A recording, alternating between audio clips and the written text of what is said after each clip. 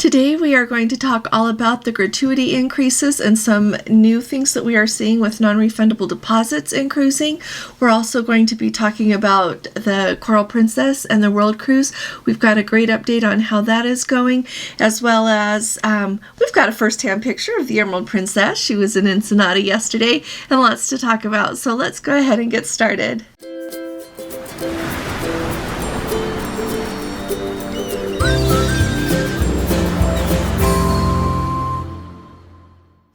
Hi there, this is Allison with Let's Go Travel Tips. Today is Monday, it's July 3rd of 2023, and let's start off talking really quick. I want to invite you to come to our live this evening.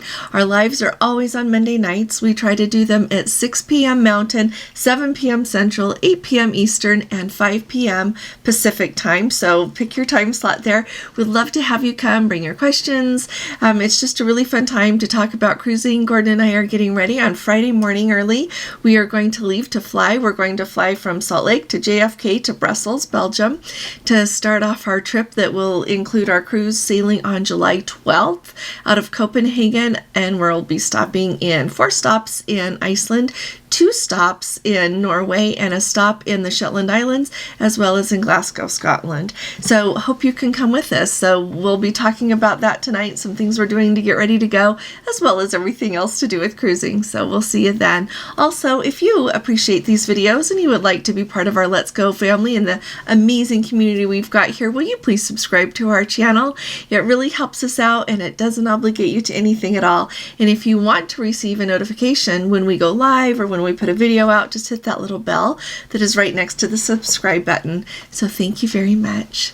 So first of all, big changes today with Celebrity Cruise Line, and this is really interesting and I am grateful. I follow Cruise Hive. They do an excellent job. They noticed the change in the FAQ on Celebrity's website, and more about that later. So this was not a huge announcement, but starting on Tuesday, July 11th, so a week from tomorrow, their gratuities are going to increase. So the changes are, and by the way, this is the second time that the Celebrity has increased their gratuities in the last 9 months.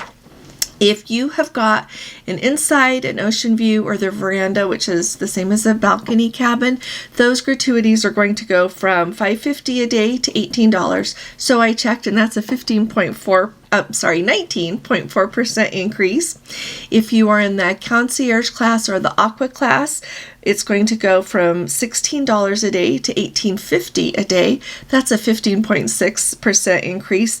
And finally, if you are in the retreat, it is going to go from a $19 a day gratuity to a $23 a day gratuity, and that is a 21% increase. And I think that that gratuity of $23 a day puts us at the top. Well, I know that it does, puts us at the top of gratuities for the large cruise lines. So this is a big change. The retreat is a very special part of a Celebrity ship.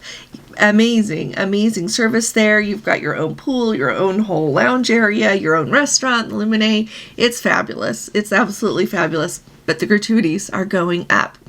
So if you already have a cruise booked on Celebrity and you have included your all-included package, which is with Celebrity, that all-included package includes those gratuities, the basic Wi-Fi, and I think it's called the classic beverage package. It's the middle one. They've got a very premium beverage package with very premium, more expensive alcohol and wines, but then they also have a middle one, and I believe it's called the classic beverage package. That's what you get, and then of course they've got the ones for soda and everything. But that's what is included, and that all included. So if you have already booked your cruise and you have already got that on your booking, then it's not going to increase. It's going to stay the same. But when you book with the new rate, or if you have not included that all included rate, the gratuities are going to go up for you. Okay? I hope that makes sense. If you've got any questions, put it in the comments below and we're happy to answer. So as I was thinking about this, Celebrity belongs to the Royal Caribbean International Group. And so I'm wondering if we're going to see increases on gratuities on Royal Caribbean and also on Seabourn, I believe is the other line that Royal Caribbean International, the whole Royal Caribbean group, owns. And so we will keep our eye out on that. The highest gratuity for your regular balcony and interior staterooms that we have seen in cruising right now, that is still Norwegian at $20 a day. So no one else has caught up with them yet on the regular cabins. Now, when I think about that change, so first of all, I mentioned that Cruise Hive noticed it just in the FAQs. Another change that was also slid in without any fanfare was with Celebrity and their non-refundable deposits. So for a really long time, Celebrity had it that they have non-refundable deposits and refundable. And so for a very long time, that non-refundable deposit, if you ended up not being able to go on that cruise, they would take that deposit, turn it into a future cruise credit for you. And then when you decided to go on another cruise, they would charge $100 per person on the booking, take that out of the deposit, and what was left would become your deposit on your next cruise. You could just use it on that next cruise. But now, starting on March 1st, they made it so that those non-refundable deposits are truly non-refundable. If you don't go, you have lost that money.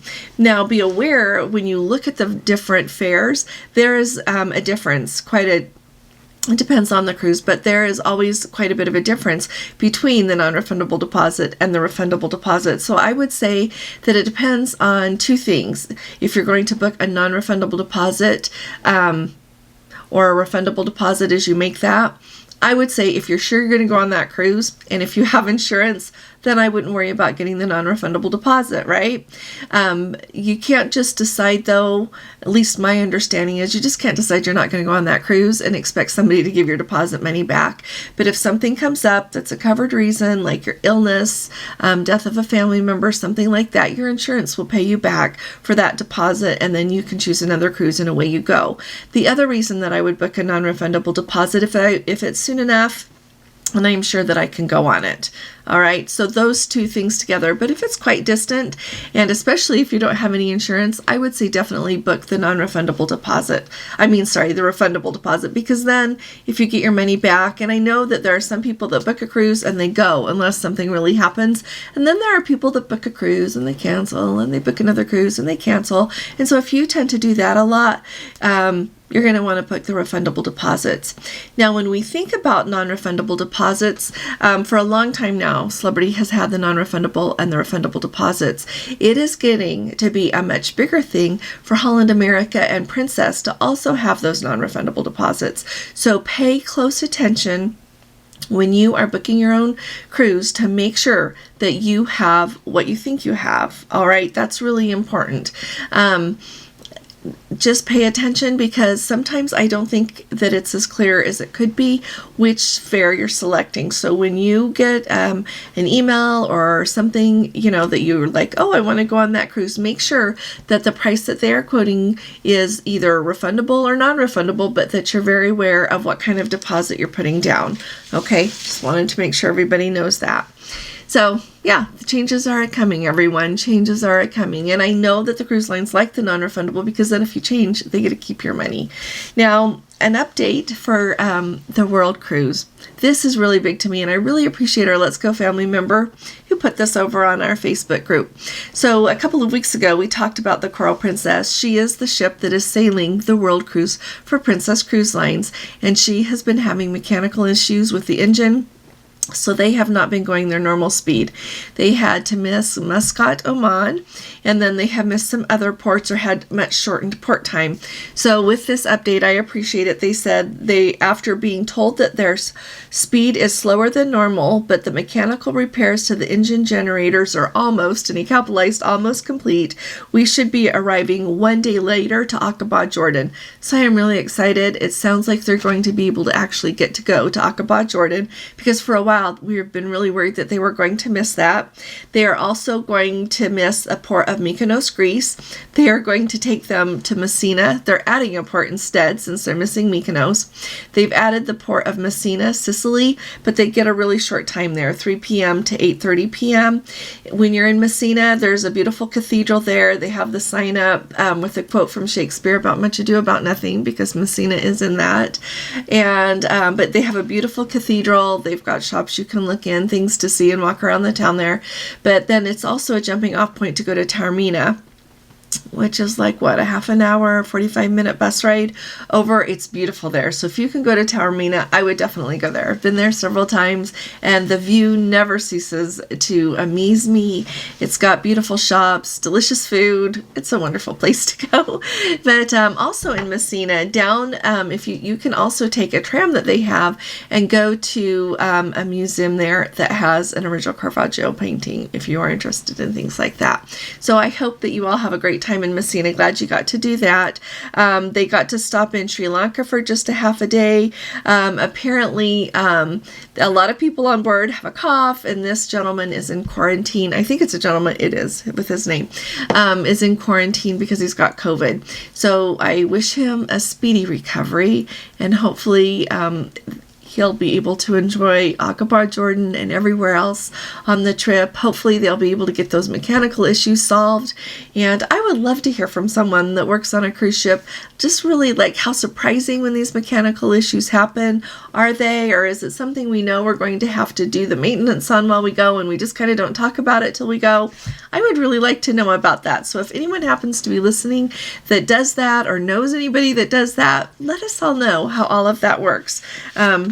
Because I think it's so interesting. And then finally, we are going to end today with a photo of the Emerald Princess. So on her journey through the Panama Canal and around to LA, she happened to be docked in Ensenada yesterday, and we had Let's Go family members visiting Ensenada. So they were so kind to snap a picture and send that to me. And apparently the Carnival Radiance was there as well. Those two ships were important. Then they left on their way up to go to Los Angeles. So thought it was just kind of fun. I love to see where our ships are.